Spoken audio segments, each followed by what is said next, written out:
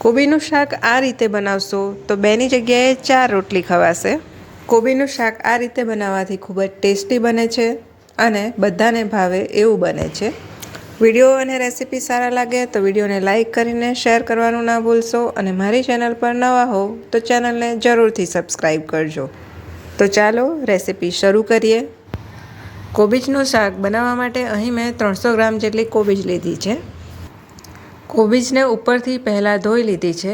હવે એના ઉપરના આ રીતના પાન આપણે કાઢી લેવાના છે। કોબીજના ઉપરના પાન કાઢીને એને સમારીને 2 થી 3 વાર પાણીથી ધોઈ લેવાની છે। હવે આપણે કોબીજનું શાક બનાવીશું તો એના માટે કઢાઈમાં 2 મોટા ચમચા જેટલું તેલ લઈશું। હવે તેલ થોડું ગરમ થાય એટલે એમાં અડધી ચમચી જેટલી રાઈ ઉમેરીશું। રાઈ ફૂટે એટલે એમાં 5 ચમચી જેટલી હિંગ ઉમેરીશું। કોબીનું શાક વાયુવર્ધક છે એટલે એમાં હિંગ ફરજિયાત ઉમેરવી। હવે અહીં મેં એક નાની ડુંગળીને આ રીતે ઝીણી ઝીણી સમારી લીધી છે, એને તેલમાં ઉમેરી દઈશું। સાથે એક તીખું મરચુંના આ રીતે 2 ભાગ કરીને ઉમેરી દેવાના છે। હવે કોબીજની એક સ્મેલ આવતી હોય છે, તે બધાને પસંદ નથી હોતી, તો તેના માટે અહીં આપણે થોડા કળી લીમડીના પત્તા ઉમેર્યા છે। હવે ડુંગળી થોડી ટ્રાન્સપરન્ટ થાય ત્યાં સુધી એને કૂક કરી લેવાનું છે। 1-2 મિનિટ ચડાવતા ડુંગળી સારી રીતે ચડી ગઈ છે અને એનો કલર પણ ટ્રાન્સપરન્ટ થઈ ગયો છે। હવે એમાં આપણે એક ઝીણું સમારેલું ટામેટું ઉમેરીશું। ટામેટાને તેલમાં સારી રીતે મિક્સ કરી લેવાનું છે અને એને ઢાંકીને થોડી વાર માટે ચડવા દેવાનું છે। હવે 1 મિનિટ પછી ખોલીને ચેક કરી લેવાનું છે। ટામેટું ખૂબ જ ઝડપથી ચડી જાય છે। હવે ટામેટું થોડું ચડી ગયું છે।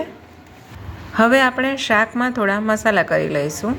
અહીં મેં 1 ચમચી જેટલી આદુ મરચાં અને લસણની પેસ્ટ ઉમેરી છે। તમે તમારા સ્વાદ મુજબ વધતી ઓછી કરી શકો છો। હવે શાકમાં અડધી ચમચી જેટલી હળદર અને અડધી ચમચી જેટલું લાલ મરચું પાવડર ઉમેરીશું। જો તમે શાકનો કલર પીળો જ રાખવા માંગતા હો તો એમાં લાલ મરચું નથી ઉમેરવાનું, એની જગ્યાએ આદુ મરચાં અને લસણની પેસ્ટની ક્વોન્ટિટી થોડી વધારી દેવાની છે। હવે આદુ મરચાં અને લસણની પેસ્ટ અને મસાલા થોડા સંતળાઈ ગયા છે। હવે એમાં સ્વાદ પ્રમાણે મીઠું ઉમેરીશું। અહીં આપણે કોબીના ભાગનું મીઠું પણ થોડું ઉમેરી જ દઈશું। હવે બધા મસાલા સારી રીતે કૂક થઈ ગયા છે। એમાં હવે આપણે કાપીને ધોયેલી કોબી ઉમેરી દઈશું। થોડી કોબી ઉમેરીને એને મસાલા સાથે સારી રીતે મિક્સ કરી લઈશું। હવે બધું બરાબર મિક્સ થઈ જાય એટલે બાકીની કોબી પણ આપણે એમાં ઉમેરી દઈશું। હવે ફરીથી શાકને એકવાર સરસ રીતે મિક્સ કરી લઈશું। કોબીના શાકને એકવાર સરસ રીતે મિક્સ કરી લીધા પછી એને ઢાંકીને 2 થી 3 મિનિટ માટે ચડવા દઈશું। હવે 2 થી 3 મિનિટ પછી કોબીના શાકને એકવાર સારી રીતે મિક્સ કરી લેવાનું છે। હવે કોબીજનું શાક એકવાર ફરીથી સારી રીતે મિક્સ કરી લીધું છે। ફરીથી એને ઢાંકીને 2 થી 3 મિનિટ માટે કૂક થવા દેવાની છે। હવે 2 થી 3 મિનિટ પછી ઢાંકણ ખોલીને કોબીના શાકને ચેક કરી લઈશું અને એને સારી રીતે મિક્સ કરી લઈશું।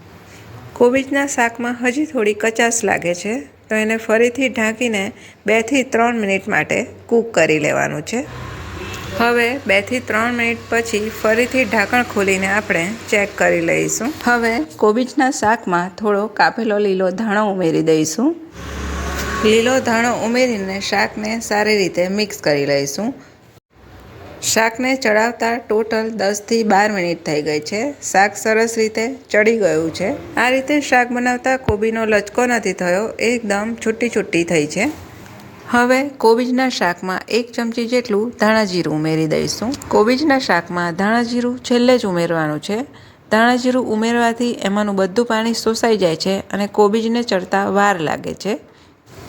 કોબીજનું શાક બનીને તૈયાર થઈ ગયું છે। હવે એને આપણે સર્વ કરીશું।